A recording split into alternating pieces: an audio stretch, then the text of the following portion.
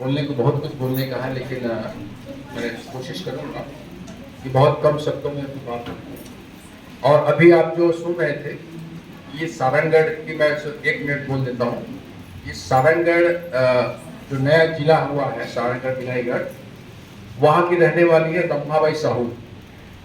ये इनके अंतरात्मा में लगा कि मुझे घासीदास जी का पूजा करना है, जैत खान बनाए। तो वहाँ के जो साहू है, सतनामी है, सारे लोगों ने इनको सामाजिक बहिष्कार किया है। और ऐसा भी नहीं कि वो और हिंदू देवी देवता को नहीं मानती, सब में सहयोग करती है, लेकिन क्या कह रहे हैं कि भाई मेरे मन में जो है उसको मैं मानूंगी कुछ नहीं। तो हमारा जो PIL लगा है हाई कोर्ट में, उसमें इनके भी मामले का जिक्र है, उसको शामिल किया गया है। और इनको कई प्रकार से अभी लगातार प्रताड़ित किया जा रहा है, मारपीट, इनके जो छोटे छोटे बच्चे हैं उनके साथ में बातचीत नहीं करते, बहुत सारी बातें हैं। तो मैं इस संदर्भ में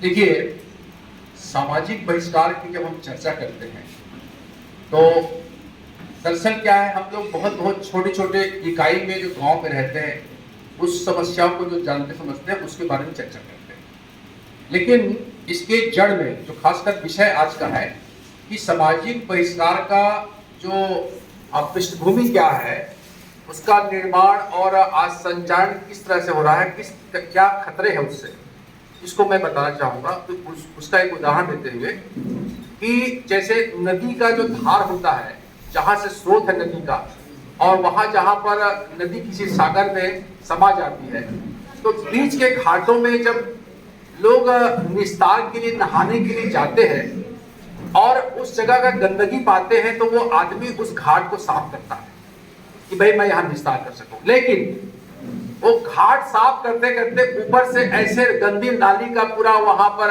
स्रोत आ जाता है कि वो चाहे कितना भी साफ करे, वो साफ नहीं हो सकता।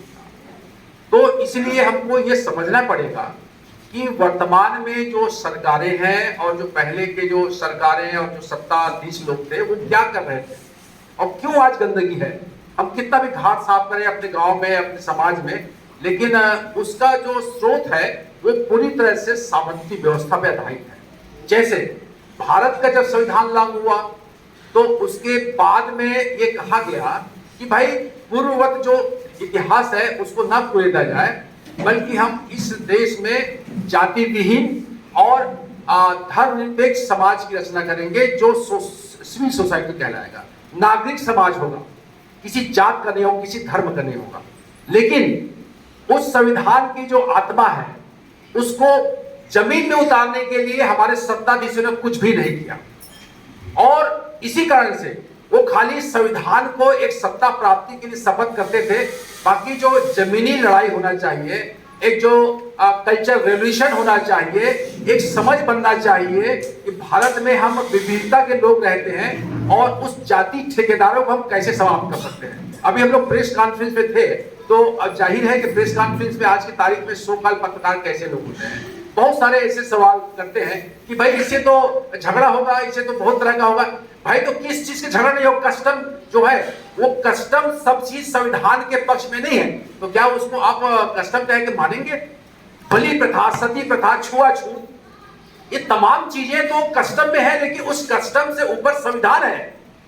तो आज की तारीख में चाहे केंद्र की सरकार हो या छत्तीसगढ़ की सरकार हो, उन्होंने कोई ऐसा मूवमेंट नहीं चलाया कि जमीनी स्तर पे लोग समझ सके तो हम जाति, हमारी जाति क्या नहीं मालूम।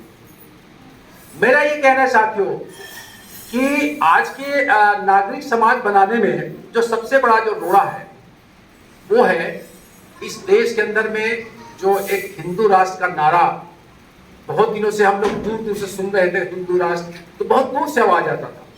आज हमारे कानों को फोड़ रहा है वो आवाज।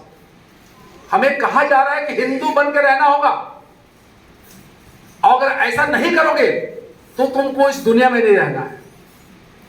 मैं कहता हूं ये जो आज धारणा हम देख रहे हैं, जो आक्रामकता देख रहे हैं, वो एक तरह से हम ये मान चल रहे हैं, मैं व्यक्तिगत बोल रहा हूं, मैं नहीं कहता कि मैं सामूहिक रूप से, लेकिन मेरा ये सोचना है कि शायद ये हम अपने लड़ाई का आखिरी खंडक लड़ रहे हैं। और इसका सबसे बड़ा हमारे आज अगर बचाना है तो सबसे बड़ी तैयारी है वो उन सब लोगों को इकट्ठा करना जो इस देश के संविधान में यकीन मानते हैं, चाहे कोई भी धर्म जाति की, चाहे कोई भी पेशा के हो, चाहे कोई पॉलिटिकल आइडियोलॉजी के हो, उस आरएसएस या फासिस्टों के खिलाफ उस संघर्षों को याद करते हुए जब सेकंड वर्ल्ड वॉर के समय में घोर साम्राज्यवादी देश ब्रिटेन और अमेरिका के साथ में सोवियत यूनियन, मजदूरों के शासन करने वाला देश एक साथ लड़ करके फासिज्म के लड़ा। ऐसा क्यों हुआ?